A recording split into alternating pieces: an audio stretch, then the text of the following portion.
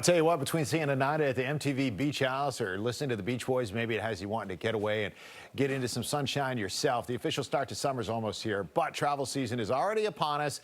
And if you're trying to book your next adventure, well, we've got some help for you. If you're planning a weekend getaway, the big vacation, wherever you're going, Travelmation's Adam Duckworth is always able to help us out. How you doing, Adam?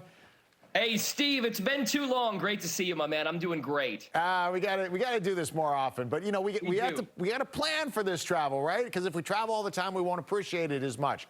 Where are folks planning to travel most this summer?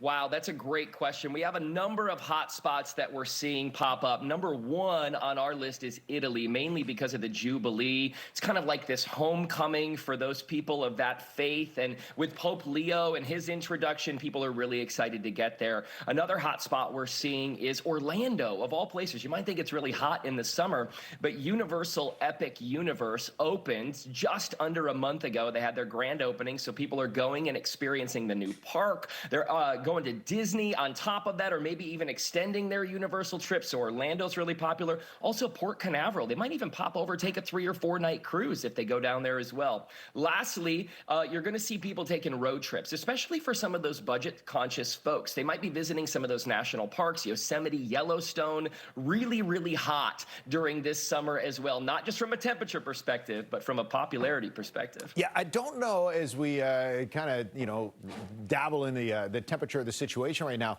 With those national parks, there's been some question, right, as far as staffing and if that's going to impact the number of passes or if you got to do a little more planning. Do you know anything about that, Adam?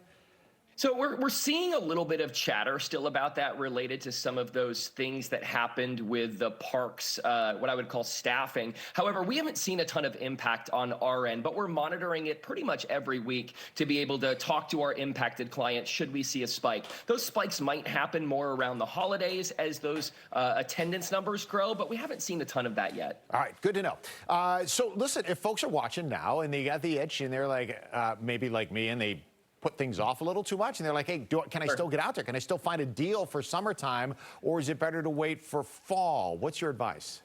Well, it depends on where you're going, Steve. So are you too late? Maybe not yet, but that depends on the destination. Some places are filling up fast. So if you are interested in taking that last minute trip, we got a couple of tips. Number one, set those flight alerts so that you can save dollars on airfare. Airfare, we've seen actually decrease in price year over year, which is exciting. Those fuel prices have gone down a little bit, which affects the air pricing. The second thing I would say related to saving dollars or is it too late is always use a travel advisor. If you're not using a travel advisor, I believe like you're missing out. Like we thought a long time ago, travel advisors like went out with powdered wigs, right? Well, they're coming roaring back, and they should be monitoring your itinerary, your trip for those particular promo deals to be able to apply those. Also, last tip in terms of going last minute or looking at summer, don't sleep on August. People are like, August is back to school. I don't know if I'm going to travel. That is one of the best times to travel for pricing and availability because everybody is going back to school. Yeah. So to answer your question bluntly, it really depends on where you're going, but yes, you could make it work if you want to go last minute. Hey, real quick, Adam, before we let you go,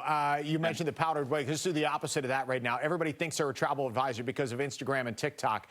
Is that still going, full steam ahead right now? Everybody wants to see the locations based on what they see online?